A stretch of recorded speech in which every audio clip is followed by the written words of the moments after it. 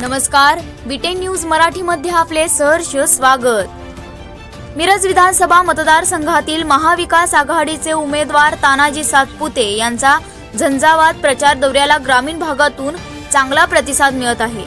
ते गावगावी जाऊन लोकांना भेटत आहेत। प्रचारादरम्यान त्यांनी सुरेश भाऊ खाडे यांच्यावरही टीका केली। ते म्हणाले, मिरज मतदारसंघात जो पैसा आला त्या मानाने कामे झाली नाहीत। शेतकरी, व्यापारी, युवकांचे योग्य ते विषय मार्गी लागले नाहीत। मला एकदा संधी द्यावी, मी शेतकरी, व्यापारी व युवकांचे जे प्रश्न असतील ते नक्कीच सोडवेन। जर असे झाले नाही तर माझा कान धरा, असे म्हणाले। मला खरं पटले, कारण ह्या 15 वर्षांमध्ये शेतकऱ्यांच्यासाठी कुठलाच विषय झालेला नाही आपल्या मतदारसंघात। इव्हन व्यापाऱ्यांसाठी कुठला विषय झालेला नाही आहे, युवकांसाठी कुठला विषय झालेला नाही आहे। काहीतरी भेद धोरणं पाहिजे थोडीशी। तर आता काय एवढे रुपये आणले, आता मगाशीच म्हटले त्यांनी 10 कोटी आणले, 1 कोटीची पण कामं झाली नसतील। असं अक्षरशः फसवणूक आहे, फसवणूक अक्षरशः लोकांच्या जीवाची फसवणूक आहे। तुम्हाला करायचं आहे ना, नीट तर करा ना। काय बघा, ही काय आपला पैसा काय त्यांचा पण नाही आहे, तो आपला पैसा आहे, गव्हर्नमेंटचा पैसा तो आपला आहे। आणि करून काय कामं करतोय ते का उपकार कोण करत नाही आहे, त्यांनीच उलट त्यातलं काढलेले आहेत। मी पहिल्यापासून शेतकऱ्यांच्यात काम करतोय, वावरतोय, मला व्यथा माहित आहेत आपल्यातल्या। आपण किती पेरतोय, किती राबतोय, त्यातनं किती उत्पन्न येतोय। एक वर्षी आपल्याला चांगलं उत्पन्न आलं तर दुसऱ्या वर्षी ते डबल एक वेळेस जर पाऊस बिऊस आला तर सगळं जातोय।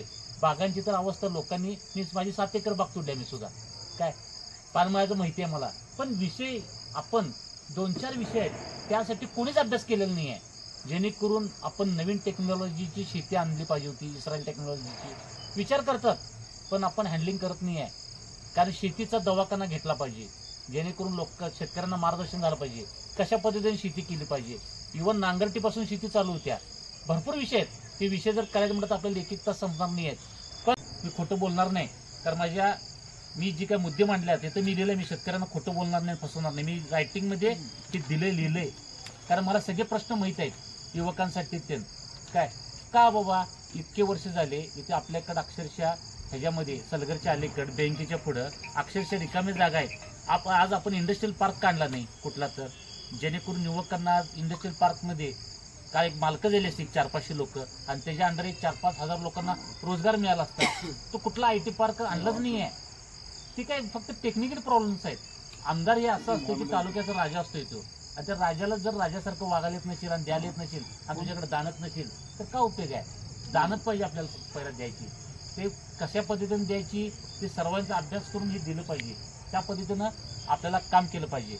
माझे प्रामाणिकपणे हे 2003ला आनंद पॉलिमर्स औद्योगिक इंडस्ट्रियल एरिया मी स्थापन करून ठेवल्या, 2003ला केल्या। आज 21 वर्ष झाले त्याची मी प्रतीक्षा करतोय।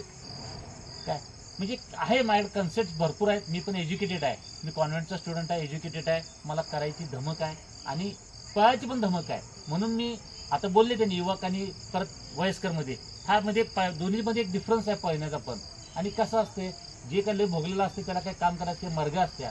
आता नवीनला दिला की जास्ती जरा जोरात पळेल की तुम्हाला खात्री राहील, कारण विश्वास हा सगळ्यात मोठी गोष्ट आहे। आणि एकदा माझ्यावर फक्त विश्वास ठेवा, मी काय तुम्हाला सारखं मागणार नाही। एकदा ठेवा आणि विश्वास ठेवून मला तुम्ही सर्वजण, आता मशाल आपले चिन्ह आहे आणि 2 नंबरचं ते बटन आहे, तुम्ही सर्वांनी विश्वास ठेवून एकदा मतदान करा। आणि जर काय वाटत असेल तर मला कालांतरून तुम्ही काम माझ्याकडनं करून घ्या, कारण तेवढा पण अधिकार पाहिजे। नुसतं गाड्यात येणं जाणं म्हणजे काय राजकारण नाही आहे।